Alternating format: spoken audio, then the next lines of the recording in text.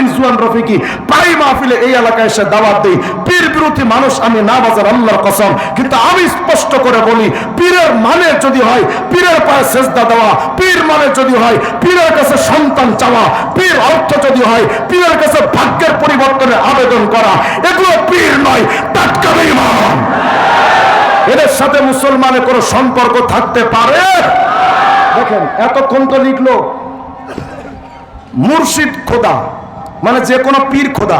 আচ্ছা বলেন, পীররা যদি খোদা হয় তো বাংলাদেশে পীরের সংখ্যা যদি হয় 20,000, তাহলে 20,000 খোদা? আস্তে কর নাউজুবিল্লাহ। বলেন এই আকীদা তাওহীদের আকীদা না শিরকি আকীদা?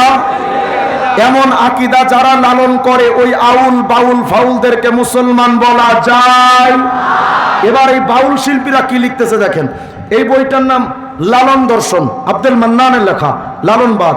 আমি এই বিষয়ের উপরে এখানে এই জন্য কথা বলছি, কারণ আপনাদের এই অঞ্চলটা বিশেষ করে আটটসি সহ এদিকে চন্দ্রপাড়া সহ এই অঞ্চলটা পুরো ভণ্ড পীরের কারখানা, আউল বাউলদের কারখানা। আমার কাছে বাউল মতবাদের অনেকগুলো বই আছে। এই যে একটা বাউল সাধনা, এদিকে দেখুন মহত্তা লালন, এগুলো সব আউল বাউল ফাউলদের গান, তাদের বই। দেখেন তো এতক্ষণ তো লালন বলল পীরই খোদা, এবার লালনের অনুসারী এই বাউলরা কি কয় দেখেন। লালন দর্শন বইয়ের 103 নম্বর পৃষ্ঠা বলছে, আগে এটা বুঝার আগে বলেন, চিরন্তন শাশ্বত মূল সত্তা কে? আর আসতে বলেন আপনারা। যিনি চিরন্তন চিরঞ্জীব, যিনি কখনো মরবেন না, এমন কোন সিফাত কোন মানুষের হতে পারে না। চিরন্তন সিফাতটা একমাত্র কার? যিনি মরবেন না তিনিই চিরন্তন, তিনিই চিরসত্তা। দেখেন এরা কি কয়, লালন দর্শন 103 নম্বর পৃষ্ঠা। এই বাউল শিল্পীরা লিখেছে, লালনকে কোনো ঐতিহাসিক ব্যক্তিত্ব রূপে ধরে নিয়ে আমরা এগোতে পারি না। আমাদের কাছে তিনি তথা লালন চিরন্তন শাশ্বত মূল সত্তা, মানে লালনই খোদা। বলেন এই আকীদা যে বাউল শিল্পীরা লালন করে, এই বাউলরা আসল বাউল না ফাউল? এরা মুসলমান না বেঈমান? এরা মরলে এদের জানাজা পড়া হারাম। আস্তে কোন বাউল শিল্পীরা মরলে ওদের জানাজা পড়া হারাম। ওদের বউ যেগুলো আছে সবগুলো অটো তালাক, ওদের ভেতর থেকে যে বাচ্চাগুলো হবে একটাও পীরজাদা না, সবগুলো টাটকা হারামজাদা। ওরা মরলে ওদের জানাজা যে ইমাম পড়াবে ওই ইমামও কাফের। আসতে বললেন কেন? আমি দায়িত্ব নিয়ে বলছি, আমি একজন মুফতি, আমি ফতোয়া দিচ্ছি বুঝে শুনে দায়িত্ব নিয়ে। কোন মুশরিকের জন্য মাগফিরাতের দোয়া করা হারাম। কোন ইমাম যদি কোন মুশরিকের জন্য মাগফিরাতের দোয়া ইচ্ছা করে জেনে বুঝে হারামকে হালাল মনে করে ওই ইমামের ইমাম থাকে না। তাহলে যদি এই সমাজে পীরের পায়ে সেজদা দেনেওয়ালা, পীরের কাছে সন্তান চানেওয়ালা, পীরের কাছে ভাগ্যের পরিবর্তন করনেওয়ালা এমন কোন ব্যক্তি যদি এই সমাজে মারা যায়, ও কাফের। ওরা যারা কাফের মনে করবে না তারাও কাফের।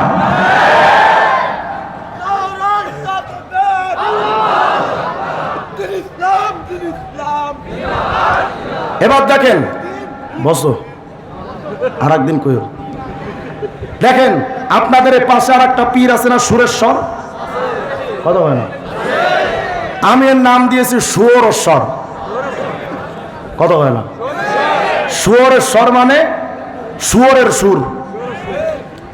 আরে আমি গালি দিলাম, এটা আশ্চর্য হওয়ার কিছু নাই। এই গালি চাইতে ওর নিজের ব্যাপারে, সুরেশ শরীফের নিজের ব্যাপারে আরো জঘন্য, নিজের ব্যাপারে নিজে গালি দিছে। দেখাচ্ছি দাঁড়া। এই বইটার নাম গান বাজনার দলিল। বলেন তো বাজনা হালাল না হারাম? বলেন না।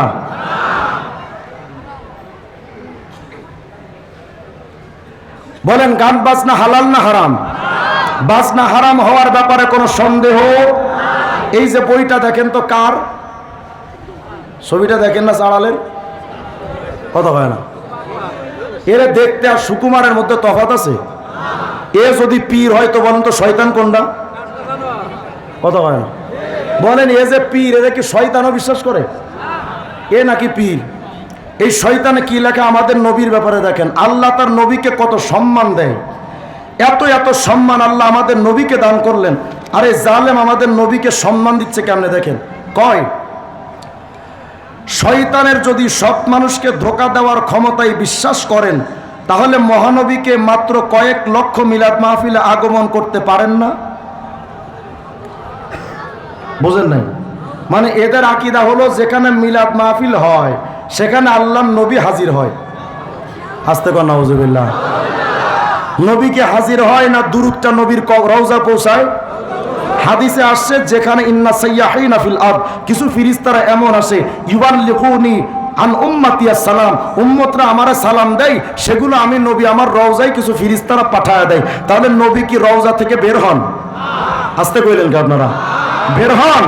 আরে শয়তানে কয় বের হবে না কেন, বের হতে সমস্যা কি? কই এক শয়তান যদি সবাইকে ধোঁকা দিতে পারে তো এক নবী সব জায়গায় যেতে পারে না? নাউজুবিল্লাহ। আসতে বলে না যারা। শয়তানের সাথে নবীকে তুলনা দেওয়া এই সুরের স্বর, এটা কি সুরের স্বর না সুরের স্বর? এরা মুসলমান না বেঈমান? এরপরে দেখেন, আমি তো সুরের স্বর বলছি, আপনারা রাগ করছেন, রাগ করেন না। দেখেন এই বইটার 19 নম্বর পৃষ্ঠার মধ্যে লিখেছে অধম লেখক, মানে সুরের স্বর, অধম লেখক মহাপাপী এবং ফিরাউনের চেয়েও অধম। মানে নিজের ব্যাপারে যে ফিরাউনের চাইতে অধম কয় তারে আমি সুরের স্বর কইলে অপরাধ? অপরাধ। এই জালেম তার বইটার মধ্যে এমন এমন লাইন লিখেছে যেগুলো বলতে গেলে লম্বা টাইমের দরকার। আগে বলেন তো গান বাজনা হালাল না হারাম? এ তার বইয়ের মধ্যে লিখেছে গান বাজনা হারামের পক্ষে কোনো দলিল পাই নাই। আমি এর উপরে প্রায় 50 পৃষ্ঠার একটা আর্টিকেল লিখেছি শুধু গান বাজনা হারাম হওয়ার পক্ষে। কত দলিল তুমি তালাশ করতে চাও? স্পষ্টভাবে রাসূল বলেছেন আমারানি রব্বি বিমাহকিল মাআসিফি ওয়াল মাজামির ওয়াস সুলবি ওয়াল আওসান। এই গান, এই ক্রুশ, এই মূর্তি, এই ক্রুশগুলো এবং এই বাদ্যযন্ত্র ধ্বংস করতে আল্লাহ পাক আমাকে আদেশ করেছেন। তাহলে বলেন বাদ্যযন্ত্র হালাল না হারাম? এরা বলে হালাল। দলিল, এখন এদের দলিল দেওয়ার মতো একজন মুফতি সাহেব আছে, বিরাট বড় একজন মুফতি সাহেব। এই মুফতি সাহেবের নাম কি জানেন? আলহাজ হযরত মাওলানা মুফতি মোহাম্মদ মুসাম্মদ মুমতাজ বেগম ভাবি। বিরাট বড় মুফতি সাহেব। একদিন দেখলাম সংসদে দাঁড়ায় কয় আমি তো সিয়াসিত্তার সব পড়ছি। তো সিয়াসিত্তার কিতাব কি কি? কয় বুখারী, মুসলিম, মেশকাত। মেশকাত নাকি সিয়াসিত্তা? ও যে জাহেল। আমি তো বলি কিছু মানুষই জাহেল, জাহেলে মুনফারিদ, আর কিছু মানুষের জাহেলে মুরাক্কাব, আর কিছু মানুষের জাহেলে মুরাক্কাবে গায়রে মুফিদ। এটা হলো জাহেলে মুরাক্কাবে গায়রে মুফিদ। বলেন গান বাজনা হালাল হওয়ার ব্যাপারে কোনো দলিল আছে? গান বাজনা হারাম হওয়ার পক্ষে দলিল আছে না নাই? এখন এরা তো দলিল দিতে পারে না, কোরআন হাদিস তো কিচ্ছু জানে না। এখন মমতাজ ভাবিরে নক করছে, ভাবি আপনি একটা দলিল দেন না, নইলে তো উপায় নাই। এখন মমতাজ ভাবি একটা দলিল বানাইছে। কি দলিল? কয় আকাশটা কাঁপছিল কেন? গান বাজনার দলিল। আকাশটা কাঁপছিল কেন, জমিনটা নাচছিল কেন, বরফের ঘাম ছিল কেন, সেই দিন গান গাইছিল খাজা যেই দিন। মানে খাজা মঈনুদ্দিন চিশতি যেদিন গান গেয়েছিলেন বাজনা সহ, সেই দিন আকাশ কেঁপেছে, জমিন নেচেছে। তা আমি বললাম ভাবি আকাশ যদি কাঁপে আর জমিন যদি নাচে তো বিল্ডিং গুলো ছিল কেমনে? আচ্ছা আপনার কি মনে হয় খাজা মঈনুদ্দিন চিশতি রাহিমাহুল্লাহর মতো এত বড় একজন প্রখ্যাত বুজুর্গ, যাকে স্বপ্নের মারফতে নবী ইশারাতে হিন্দুস্তানে পাঠালেন, যিনি এত বড় একজন বুজুর্গ ছিলেন, সেই মঈনুদ্দিন চিশতি নবীর নিষিদ্ধ করা বাদ্যযন্ত্র এটা দিয়ে গান করেছেন, এটা শয়তানও বিশ্বাস করে? মমতাজরা যখন এমন দলিল দেয় আমার তো মনে হয় শয়তান তখন দূরের থেকে মুচকি মুচকি হাসে আর কয় মমতাজ তুই আমারও হারায় দিলি। বলেন বাদ্যযন্ত্র হালাল না হারাম? আজকে যেই সমস্ত দরবার থেকে বলা হচ্ছে আমরা শরীয়ত মানি না, আমরাও সুস্পষ্ট করে বলি যারা নবীর শরীয়ত মানে না আমরা তাদেরকে মুসলমান মনে করি না। ক্লিয়ার? এবার চলেন বলেন তো কিয়ামতের ময়দানে কোন পীর কাউকে তরাতে পারবে? এরা গান বানাইছে তরানেওয়ালা রে বাবা তরানেওয়ালা। পীর নাকি তরানেওয়ালা? আমাদের নবী নিজে তার চাচা আবু তালেবকে তরাতে পারবেন না। কথা কয় না? ওলামায়ে কেরাম বলেন আমি ভুল বললাম, আমাকে স্টেজ থেকে নামায় দেন। আমাদের নবী নিজে কোনো বিদআতীদেরকে তরাতে পারবেন না, আমাদের নবী নিজে তার চাচা আবু তালেবকে তরাতে পারবেন না। সেখানে তো পীর কোথায়? পীর তো অনেক দূরের কথা। তবে হ্যাঁ ইল্লা মান আদিনা লাহুর রহমান। আল্লাহ যদি কোন আলেমকে, শহীদকে, কোন আলেমকে, আল্লাহ নবীদেরকে যখন সুপারিশের অনুমতি দিবেন সেটা ভিন্ন কথা, কিন্তু তোর পীর মুশরিক, তোর পীর কাফের, সেটা আবার তরাবে কেমনে? আশ্চর্য হয়ে যাবেন। মাইজভান্ডারির পীরের একটা বই, যদি আপনাদের কাছে মোবাইল থাকে, টাচফোন, আপনি গুগলে ঢোকেন, গুগলে ঢুকে লিখবেন বেলায়েতে মুতলাকা পিডিএফ, ইংলিশে লিখবেন পিডিএফ, এর আগে লিখবেন বেলায়েতে মুতলাকা, বাংলায় কি লিখবেন? বেলায়েতে মুতলাকা, পাশে লিখবেন পিডিএফ, লিখে সার্চ দিবেন, দিলে দেখবেন যে মাইজভান্ডারি পীরের একটা বই আসছে। এই বইটার নামই বেলায়েতে মুতলাকা। এই বইটা খুলে দেখবেন 58 নম্বর পৃষ্ঠার মধ্যে মাইজভান্ডারির পীর লিখেছে যে পীরই খোদা, পীরই নবী। বলেন এরা মুসলমান না বেঈমান? এই জন্য গত কয়েকদিন আগে তাদের এক মুরিদ একটা গান বানাইছে, কয় মুর্শিদে খোদা মুর্শিদে রাসূল,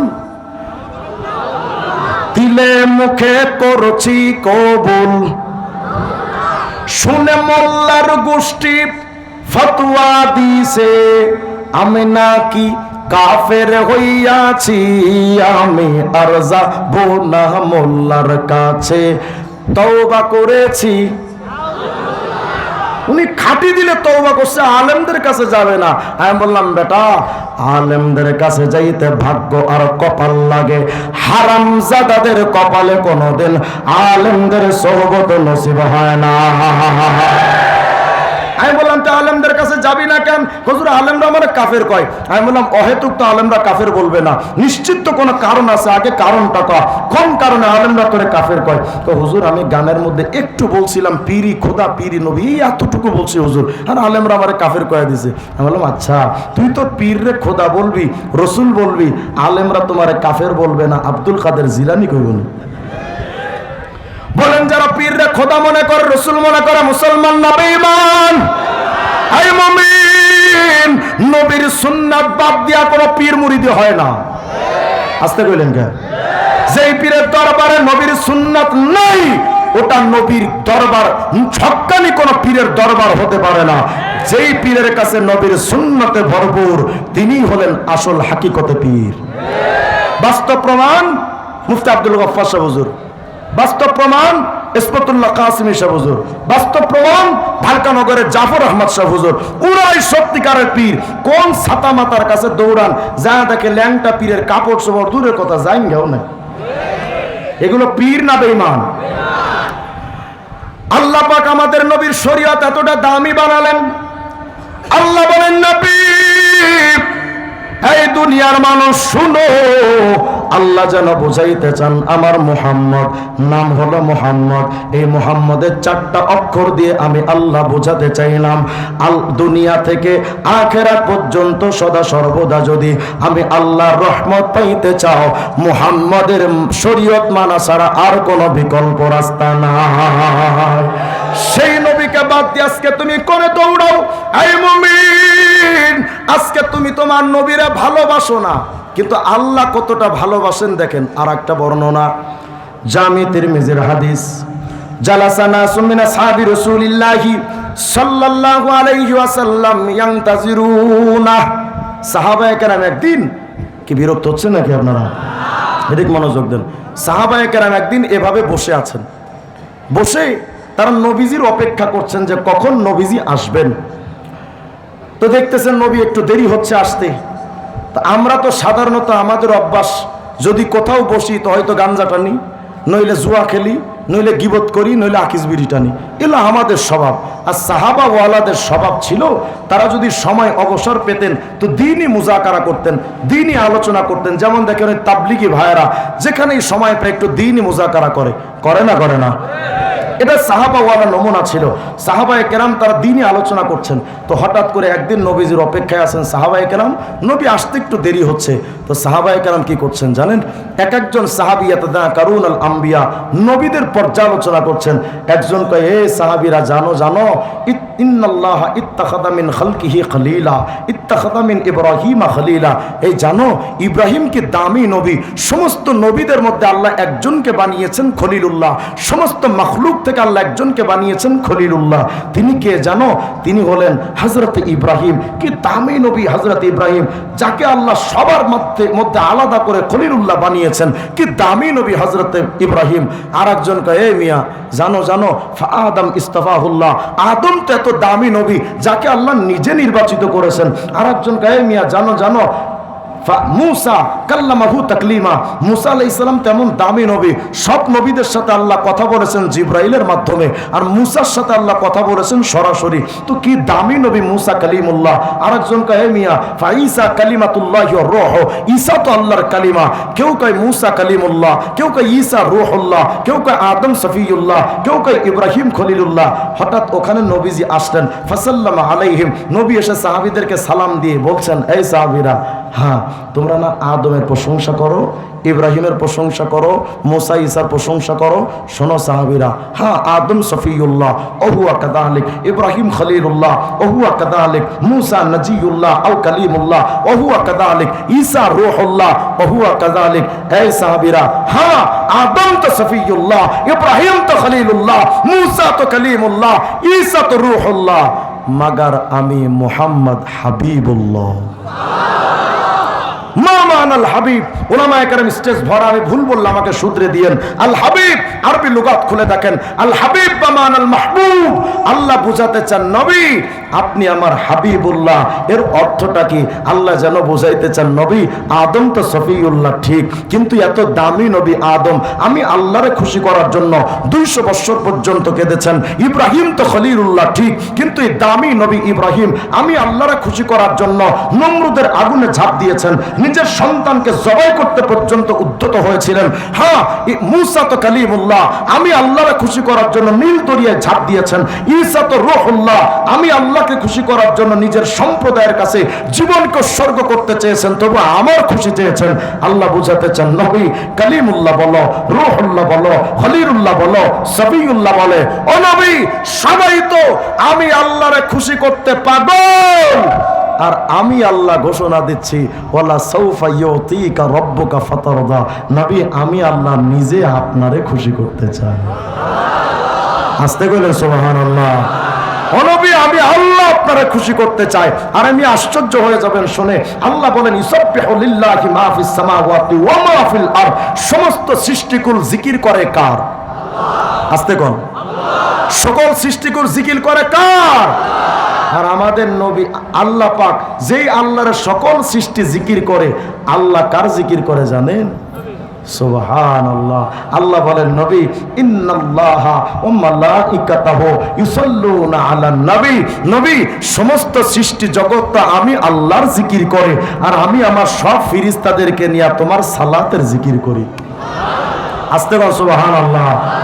আরে আপনি কোরআন শরীফ খুলেন তো দেখবেন আল্লাহ বলছেন ফাযকুরুনি আযকুরকুম ওয়াশকুরুলি ওয়ালা তাকফুরুন। আল্লাহ বলছেন দুনিয়ার মানুষ আমি আল্লাহর জিকির করো, আমি রিটার্ন ব্যাক তোমার জিকির করব, তুমি আমার জিকির করবা, আমি আল্লাহ তোমার স্মরণ করব, তুমি জিকির করবা একলা, আমি আল্লাহ জিকির করব একলা। তুমি যদি ভরা মজলিসে